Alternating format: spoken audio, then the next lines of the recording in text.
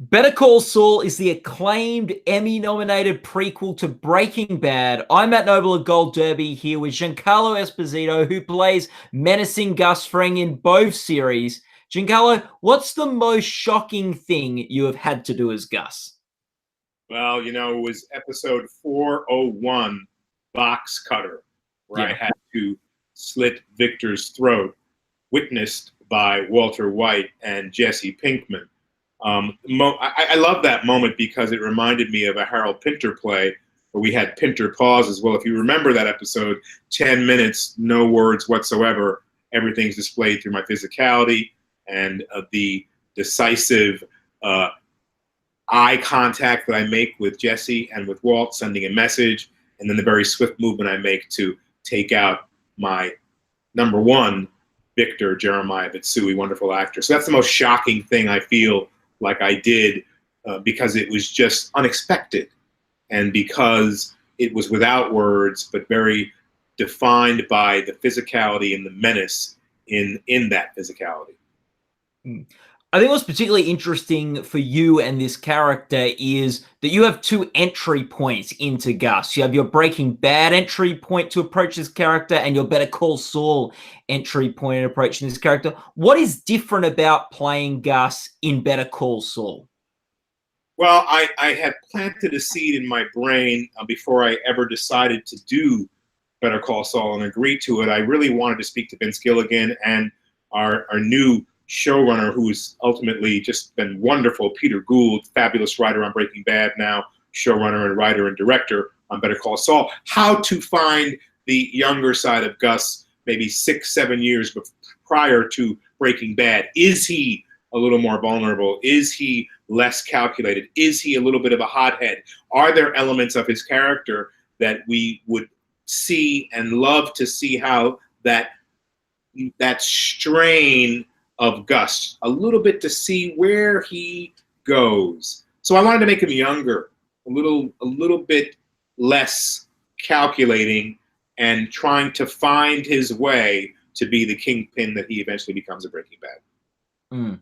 And in season 4, we see a lot of him and his relationship with Hector Salamanca, particularly the scene in Pinata where you give about a 5-minute sort of monologue to that character. What was that scene like to approach? In our Better Call Saul, you're speaking of, correct? Yes, in Better Call Saul. Yeah, I love that scene, talking about the Galati, it is a wonderful scene because it's a metaphor for a peek into Gus's childhood, how he grew up and how he learned to think. And to me, to be watching, an animal movements and how they steal this fruit off the tree and how that is an analogy for Gus to be able to, some of that fruit was the only way that they were able to really survive. And for him to take that animal with his own hands and kill that animal gives you an idea of the ruthlessness with which we will see more of in Breaking Bad. So it's the sense of where someone begins and what drives them and what forces outside of their control allow them to become strong or to weaken or to be triumphant or to fail. How do you find approaching scenes with Hector as your character Gus, sort of knowing that their fates are so intertwined in sort of the end of both of those characters? Yeah, in the scene in the hospital, talking to a guy who's laying there in a coma, praying that he will eventually come around, not wanting him to die because I want to exact my revenge on him the way I want it to happen, was wonderful. And to tell him that story to basically a sleeping man, I had to plant the seed in my head that he's someone I'm talking to just like you. He can hear me. He can see me even.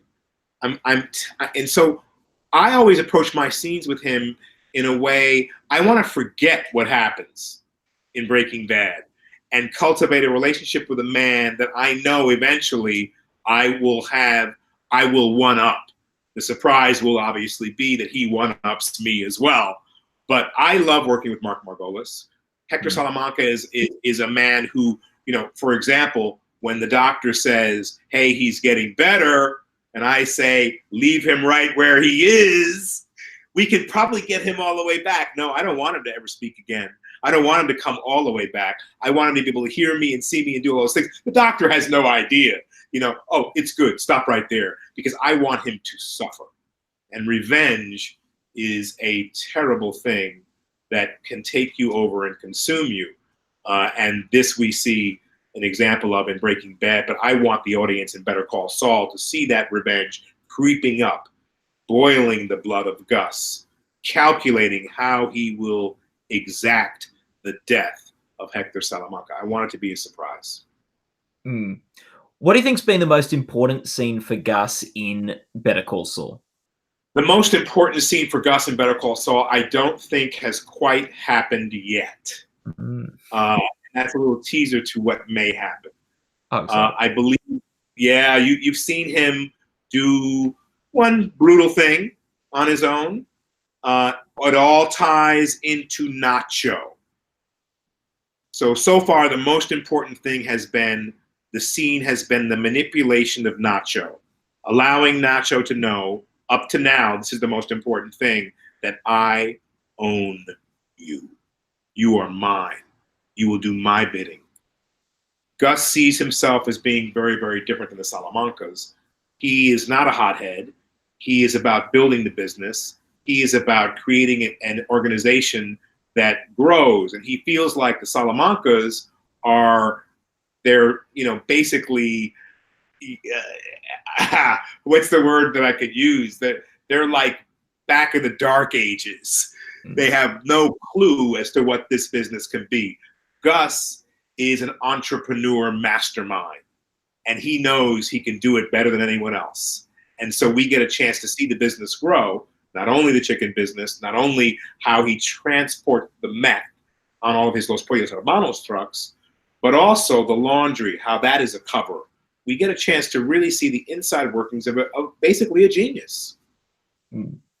And I guess with Gus, something particularly interesting is that he has these two sort of gears or personas. You see the sort of public, lovely, charming Gus, and you also see the menacing, evil, don't cross him in a dark alley Gus.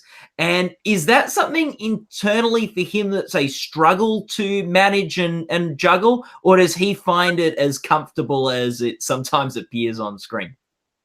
He finds it as comfortable as it appears on screen because he is a master of observing. He's a master of knowing, reading people's body language, allowing himself to take them in completely. So he sees all of their tells, and that allows him to be the master manipulator that he is. So he's very, very aware of people's intentions and whether or not their physical tells are dead giveaways for whether they'll betray him eventually or not. And so Gus is, in a way, a master of psychology because he hears not only what people say and the tone of their voice, he also observes the body language that goes with it. So he knows what's coming. I love playing Gus in Better Call Saul because many times he doesn't know what's coming. We have a new character, Lalo Salamanca. And Lalo is on to what Gus is up to.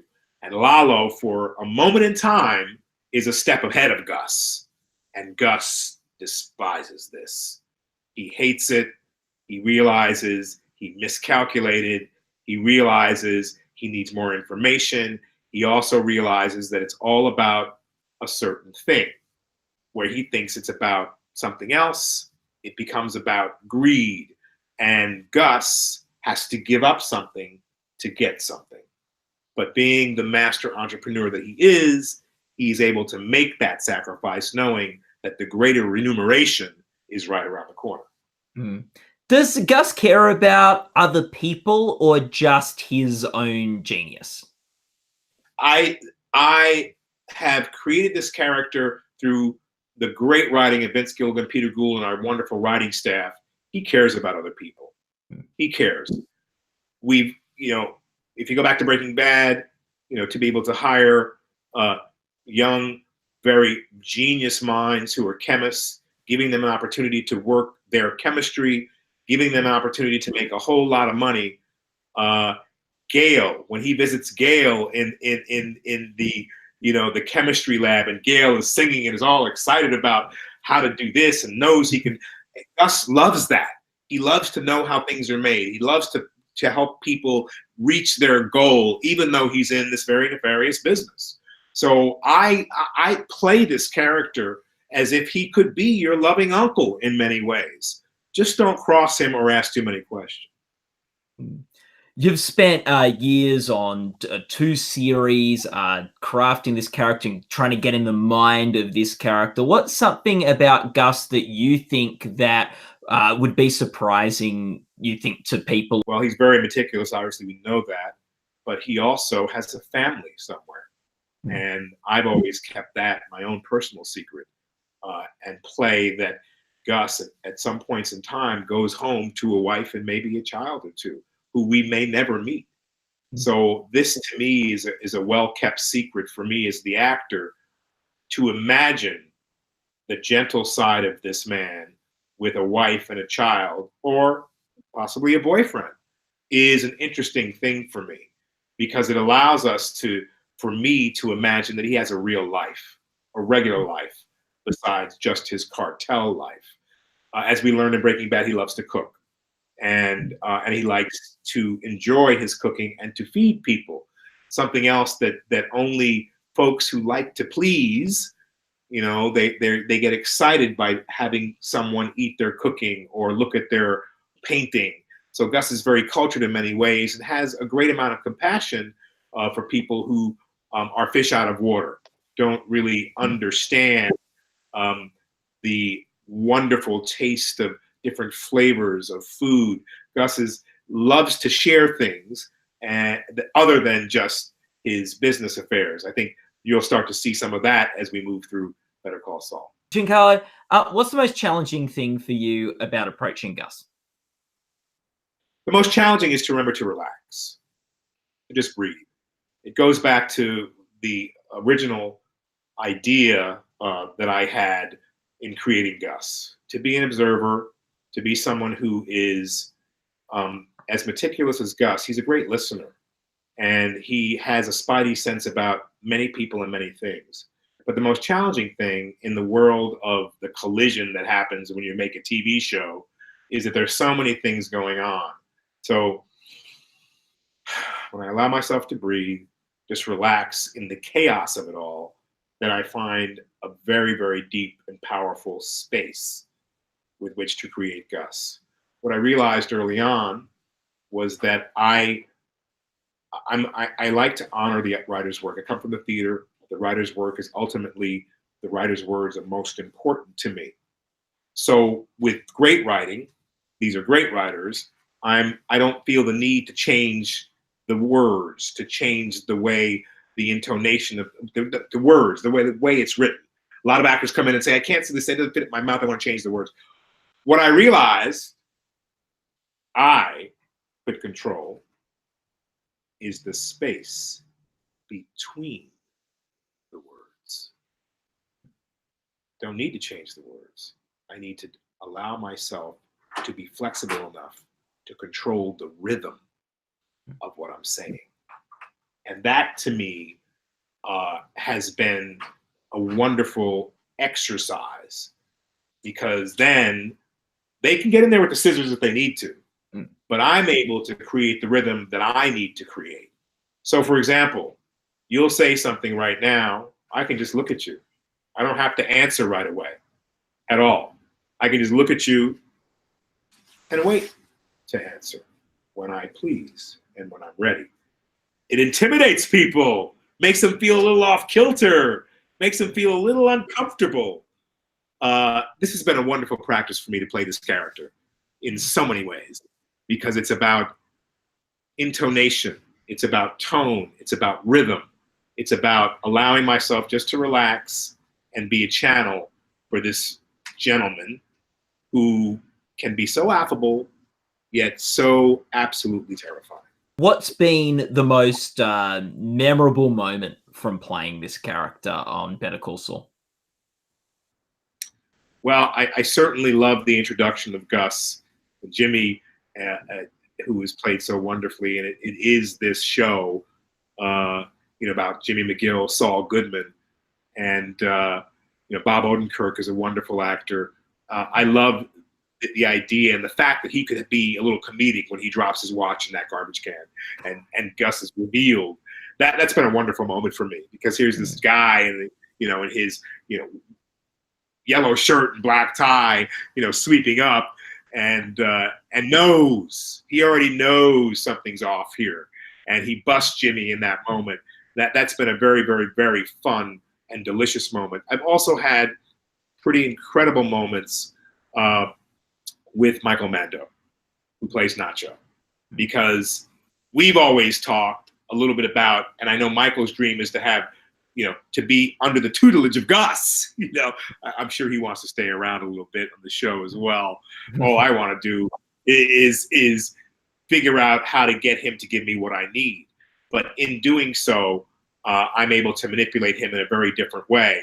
And he is so powerful as an actor and strong that I like to be able to come head to head with him and suck that power away from him.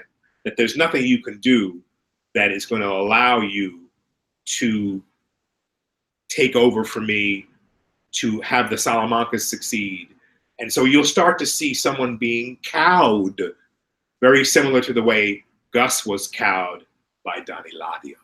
Breaking Bad had incredible award success at the Emmys and other awards like Golden Globes and Screen Actors Guild. But Better Call Saul is doing really well with award nominations as well. What's it like to see the prequel get some award success? I think it's a wonderful thing. I have dear friends who watch this show who some of them say they like it more than Breaking Bad. I hate to compare things. But this is a show that is on a smaller scale, but is able to dive deeper into its characterizations, because it's focused on a piece of a bigger universe, but a piece that's also very important. Bob is amazing, playing more than one character within the character of Saul Goodman. You get a chance to see him, what takes him off the rails. And you would think it would be money, greed, but it really is who he is. It's the excitement of being, that shyster lawyer. It's the excitement of being a performer, and that's what he wants to do. He wants to perform. And so ultimately you get a look into a characterization that's very different than what you would have imagined. So I love that the show is getting awards, nominations, and it's getting attention for its being as special as it is. It's not trying to be Breaking Bad. It is a show that has succeeded on its own in being a show about Saul. You have Jimmy McGill, you have Gene, the guy at the Cinnabon. What an interesting character that is, right? You know what I mean? And then you have Saul Goodman. All these characters wrapped into one. Bob Odenkirk deserves the Emmy. Hopefully he will eventually get it for this particular character, because he's doing something he's never done before in his career. Stellar work, really wonderful. Ray is also wonderful. She gets so tempted and pulled in by this Saul Goodman net. She wants to be true to and be the great lawyer that she knows she can be, but there's the juice and the excitement that comes with doing things, manipulating people in a way, the same way Gus does, but in a very different way, because it's kind of legal. So what you're going to see in this season will blow your mind, because she gets to a point where she starts to do things that aren't so comfortable, don't sit so well with her inside, yet give her the excitement and the juice that Saul Goodman has been getting. And she starts to understand him a little more, and will have to make a decision whether or not she wants to stay in that world or really be legitimate. Well, Giancarlo Esposito, it's been such a pleasure to talk. You are in New York at the moment, I believe. Yeah. We have the great New York skyline here. I'm here to do some press for a show called Jet, which stars Carla Gugino and me, and and it's written and directed by Sebastian Gutierrez, who has done a wonderful job, who's her husband. It is it's a film noir series about crime, about a wonderful, wonderful thief who is very, very successful. So I'm hanging out on the 19th floor at the Standard Hotel. There's a shot of Manhattan, give you an idea of where I'm at. We had the premiere tonight. Wish me luck. It's been great talking to all your folks at the Gold Derby, and I really appreciate it. Oh, look, Giancarlo, it's great, and all the best for Better Call Saul this season, for Bob and Ray, and yourself. You got nominated for Breaking Bad. It'd be lovely to see you get nominated again. And for anyone watching this video, you can go to goldderby.com right now and make your predictions for the Emmy Awards. Before you go, you can subscribe to this channel and get updates when we have more interviews with TV stars. Thanks so much, Giancarlo. My pleasure. Fun all around. Be well. Yes, you too.